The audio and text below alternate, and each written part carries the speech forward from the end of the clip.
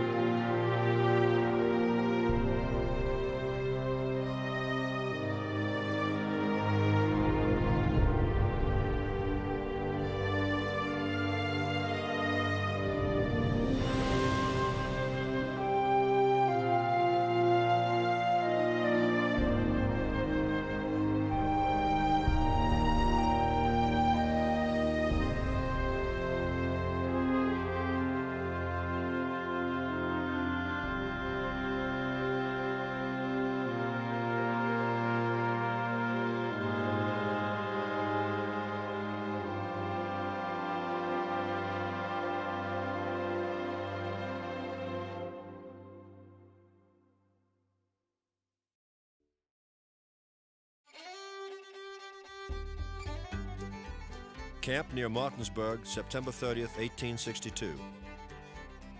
Dear Mother, this leaves me in my usual good health and enjoying a few days' rest in camp, which General Jackson now allows us. I received several letters from you last night, dated mostly in August. You were very anxious to receive letters from me, which it was out of my power to write or send. You must remember that our division has been in the advance all the time and had no way of sending back letters like those in the rear. But we had the advantage in the way of provisions. Uncle Kaya still has my shoes. He left my other clothing in Richmond. I am not needing any of them, having captured plenty at Harper's Ferry. I have recovered from all my wounds and have great reason to be thankful that I have been spared my life through so many dangers. Gregg's brigade was the last to cross the Potomac, and being pressed in the rear by a regiment of Yankee cavalry, I was sent back with two of our companies to hold them in check until the brigade crossed. I marched my command about a quarter of a mile from the ford and attacked the advance of the cavalry, driving them back and holding them in check until the whole brigade crossed. I then ordered a retreat, which was done in order and was the last to cross the Potomac. Generals Lee, Hill, and Gregg saw our engagement, they with their respective staffs, remaining between us and the river. General Gregg complimented me highly for performing this duty so well, and the general informs me that General Hill had spoken of it. The enemy fired on us briskly for a while, but never struck a man. They brought up artillery, but we left before it could injure us. The severe shelling of the war was at Batello's Ford on the 20th. At one time it appeared like our regiment would be destroyed, but it was ordered to change position, which saved us. We drove all the Yankees across the river except those killed and taken prisoners. 2 of my men were killed. I was wounded slightly in the shoulder, from which I have recovered, as stated above. 2 of my brave men were killed at Manassas. 12 of my men have been killed in battle. At Manassas, a ball grazed my neck. Another struck one of my knuckles, which turned it from my body, and a piece of shell severely bruised my left hand. I remained in hospital 4 days and then mounted a horse and overtook the regiment at Leesburg and commanded my company from that time until a few days since, when I had to take charge of the regiment, all the field officers being absent. I do not like to invade Maryland.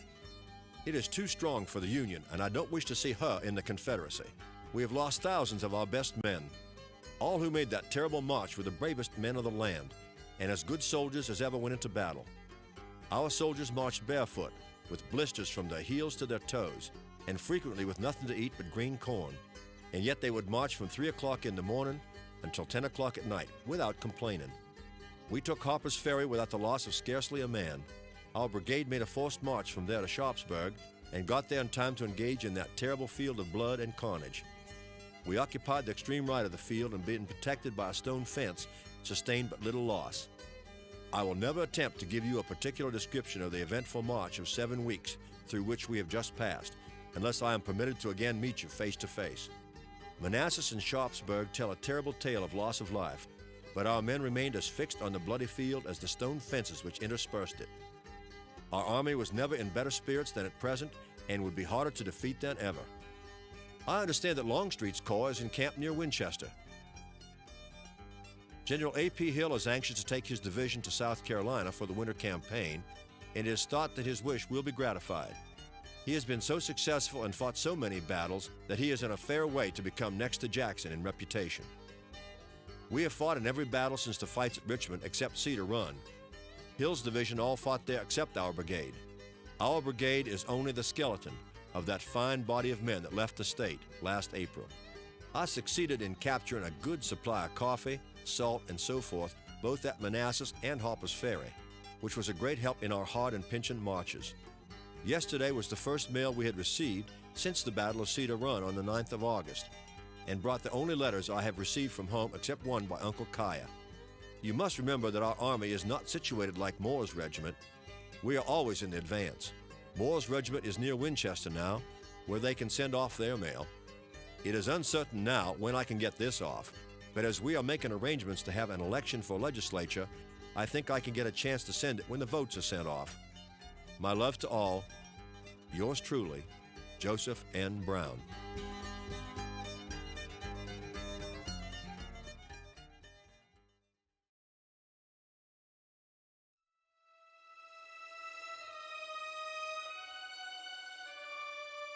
During the Civil War, both armies required that an after-action battle report be written by every unit commander. This procedure allowed for a complete and hopefully accurate accounting of each unit's participation in an encounter with enemy forces. Once written, these battle reports were submitted to Army headquarters where they could be analyzed by the commanding general. This allowed the general an opportunity to gain further insight into the conduct of his subordinates and units in any given encounter. Confederate General Alfred Scales, a brigade commander in the Army of Northern Virginia, wrote his report of the Battle of Gettysburg in camp near Orange Courthouse, Virginia, on August 14, 1863. On July 1st, his North Carolina brigade had undergone a terrible bloodletting west of town when pitted against the Union First Corps and massed artillery arrayed on Seminary Ridge. In his account, General Scales describes his brigade's fight, which commenced at approximately 3 p.m. and ended 90 minutes later. Major, I have the honor to submit the following report of the operations of this brigade on Wednesday, July 1st, at the Battle of Gettysburg. After marching about a quarter of a mile without any casualty, we were halted and put in the rear of the artillery belonging to A.P. Hill's corps. Here, General Lane's brigade was changed to the extreme right of the division, leaving my brigade to the extreme left without any change of position. After the lapse of some 30 minutes, we were again ordered to advance, which I did in good order, and under pretty severe artillery fire from the enemy in my front. While thus advancing, I observed a regiment or two of the enemy about a half a mile in our front, marching in line of battle parallel to the turnpike and directly toward the road. They very soon engaged a regiment of our men, supposed to be part of General Davis's brigade, who were advancing on the opposite side of the road. A heavy fight ensued, in which our friends, overpowered by numbers, gave way. Seeing this, the brigade quickened their step and pressed on with a shot to their assistance. The enemy, with their flank thus exposed to our charge, immediately gave way and fled in great confusion to the rear. We pressed on until coming up with the line in our front, which was at a halt and lying down. I received orders to halt and wait for this line to advance. This they soon did, and pressed on forward in quick time, that I might keep in supporting distance. And after marching 1/4 of a mile, again came up to the front of the line, halted and lying down. The officers on this part of the line informed me that they were without ammunition and would not advance further. I immediately ordered my brigade to advance. We passed over them up the ascent, crossed the ridge, and commenced the descent just opposite the Theological Seminary. Here, the brigade encountered a most terrific fire of grape and shell on our flank, and grape and musketry in our front.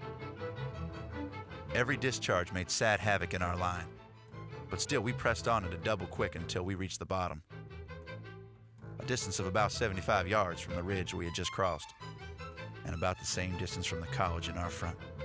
Here, I received a painful wound from a piece of shell and was disabled. Our line had been broken up, and now only a squad here and there marked the place where the regiments had rested. Every field officer of the brigade, save one, had been disabled.